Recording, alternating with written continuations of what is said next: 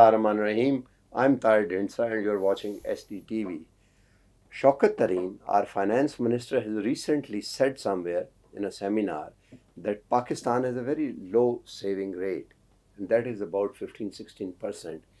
And the rule of the thumb is that if you divide it by 4, the figure is 4. And that is the growth figure. And if we try to pull economy at a pace which is greater than this, or to become ambitious and 5 or 6% or something like growth, then we'll have to take loan, and it would be over it, and it will have an impact on our current account, which is not very good at the moment. So what are the promises? What would become of the social protection and the social issue and the growth and to become independent? And above all, how will we manage our trade? Because that is principally, they say, that you want to pull out Pakistan from a trading country to become an export or develop the export orientation. We have today with us Dr. Vaqar Ahmed, who is an expert. He's one of the lead researcher on this topic, and we are going to ask him, put these questions to him, and what are the options? Doctor, very warm welcome. Thank you. What are the options? Thank you very much. I think you have started at a very concerning note, and the concerns of the finance minister are something which have been long shared by independent economists as well. As soon as you have savings which are available with you, when they are deficient, of course, then there are constraints on production. When you have resources available, then you have that other issue where to invest them in a manner which leads you with maximum gains. So in both sides, of course, there's a dilemma that the economy is dealing with. And I think that just to quickly turn to solutions, and invest today's times on discussing some of the options, as you've rightly said. To start with, I think we need to be mindful that whatever foreign exchange inflows that we get, how optimally are they utilized? It's not that the country doesn't receive remittances. It's not that the country doesn't receive foreign aid. It's not that the country hasn't seen increase in exports. This all is very good. But the fact that we are unable to translate these inflows of foreign exchange into high multiplier activities, or activities which in turn would eventually lend higher levels of foreign exchange going forward, that is the problem statement here. And so it's a policy issue. It's a policy issue. Absolutely, you're right. We are not fixed. Absolutely.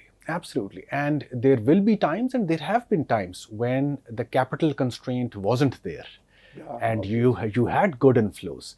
And that then depends upon your own acumen, your own policy direction, as you rightly said, that how do you invest them into project A versus project B, so that one of these projects will be better than the other in terms of future generations, in terms of, as you rightly said, creating fiscal space for social protection, for example, for human resource development.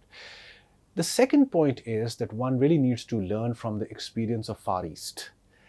They quickly, as soon as they realize that they have this constraint, wherein, for example, their production cannot go beyond a certain level, they quickly started to make best use of whatever foreign capital was available to them. And they limited the use of that foreign capital in export-oriented industries. Yep. Currently, if you see, in case of Pakistan, a large part of my foreign capital goes in meeting import needs, to the extent of importing food as well, importing all sorts of consumer goods. Blue cheese and whatnot. That's right. Now, the content of these imports may be less, as many would argue, in the overall current account. But the fact of the matter is that an economy like Pakistan would really have to prioritize, even if somebody says that, let's say, $7 to $9 billion of food is not too much of an import, While, yes, for many it may not be too much, but it's very subjective. Maybe this $7 to $9 billion can readily make one of my industries exporting sector, That is how one needs to evaluate going forward. Likewise, we have also seen from the examples of China and India how they channelized remittance inflows towards very productive sectors. So we also have these good incentive schemes like RDA and others, but we now need to evaluate whether this money is really going into those activities which over time will lend me exporting gains or not. You just said about the prudent imports and exports. Do you think it's possible? Because if you go the shopkeeper mafia and all, you go downstairs, they're importing Rinnai used heaters and whatnot. Do you think that the government is afraid of civil unrest? That is real. I think you're absolutely right, Tahir sir, but So it's a political issue. it is a political issue. People will come out, you will have a backlash as well. But I want to take you a couple of months back actually, when due to the lockdowns, due to the supply chain disruptions, and by the way, lockdowns are very much a reality this year as well in 2022, this created an opportunity for your domestic manufacturing sector. Yeah. When due to the supply chains, you couldn't receive imports.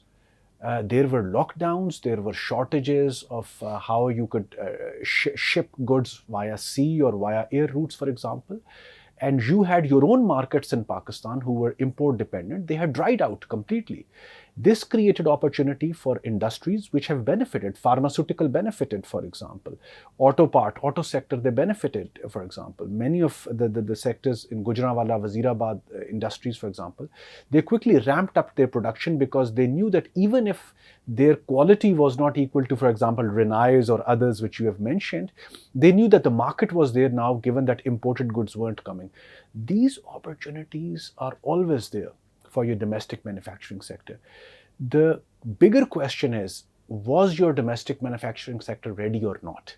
I see some bright spot. Pharmaceutical was ready, and now my pharmaceutical has become a very significant exporter in several sort of items due to, of course, the opportunities created by COVID. On the services sector, if you see, IT and ICT based exporters whom I thought may never be able to go beyond a threshold, so sort of a bare threshold level, are really eyeing $5 to $7 billion of IT and ICT exports from Pakistan. I think these are the opportunities for which one should really be ready for. One should have a futuristic analysis that which opportunities could come by as soon as, for example, COVID or the mutations of COVID sort of diminish. What will be the new opportunities out there? What you are principally saying is there is a monetary solution to it on the current account side. The main solution is on the fiscal side. It's very difficult. What you're saying, but that is going to hit the classes which don't want to be hit. I mean the elite classes and all. Once again, do you think it's a political question than the policy issue? I think you're right. It will remain a political question because government is handling very scarce resources. But here again, the question comes, for example, whether government should be in the business of investing in look good things. Many of the things which the government, or not just this government, even past governments continue to do because of voter maximization, is to invest in look good things, which readily, by the way, will not impact the lives of poorest of the poor. You really now need to ration your fiscal expenditures in a manner which really sort of focus in terms of value for money and in terms of increasing people's short to medium term capabilities, for example, in safeguarding their livelihoods in future or recurrent lockdowns, for example. You really not in the phase where you have that luxury of opening up new look good PSTP or ADP projects. This new state bank law, which has now been enacted yesterday, we have all seen that. It has monetary side as well, obviously, because the state bank governor is not, no, you cannot force him to print notes and give them. But it has a very strong fiscal side as well, because now you cannot push overdrafts for development and all. So do you think that the state bank now is going to force the government to become fiscally more prudent and on rationing and everything? I think as soon as the government had entered the IMF program, it was already doing what you are suggesting. And this has been the behavior when you are in the fund program. The government behaves responsibly. It's when you actually come out of the fund program then do you keep the track or not, And the fear now is one hopes that this government will not follow the pattern of the previous governments leaving the fund. when just before the election they used to say goodbye to the fund and then indulge into all sorts of expansionary fiscal expenditures. When I used the term Russian, and my economist friends would be very sort of scared to use this term. Very alien in Very alien in economics. capital. All what I'm saying is that you have to ration whatever fiscal space that you have, and there's nothing wrong in this, because you shouldn't be expecting that you would have the recourse or the regular, for example, supply of help from friends of Pakistan, for example. You could go to Saudi Arabia or you could go to others, This is not a very sustainable way of doing things, You really now have to see that this is the kind of kitty that I have, Now and we remain straight away come to the debt. Pakistan has a leeway for 15 years when the debt was reprofiled in Musharraf, and we all remember. Now that payments are due and we are doing it, and we'll have to do it for several years for those. Otherwise, that would have gone at that time. People say, the economists say, I'm not an economist, economists say that it had a positive impact of more than 30 billion US dollars. Now that is gone. Now we have power projects. It should have been an opportunity that you create a sort of a asset. But only this year, and the finance minister is on board, and he said we have to pay 850 billion rupees on account of the capital on capacity charges for the power which is never produced, and we are not going to. And I have now heard Mr. Ismail was saying it, that this government is getting more generation capacity and they are continuing on the same policy. Do you think, unless this power policy, with the power project, something we do, it would be never, because the power input on that much, however we create economy of scales, whatever, that would have an input which will continue to make our exports uncompatible and all that. I think, Arsab, you're absolutely right. There are the three issues, One, the fact that energy sector is unable to recover its full economic cost, Second, the circular debt, requires an economic solution. And third, you have technical losses, administrative losses, theft in the system which needs to be addressed. Now, there's so much politics in reforming the entire supply chain that it is preventing you to really stick to a plan.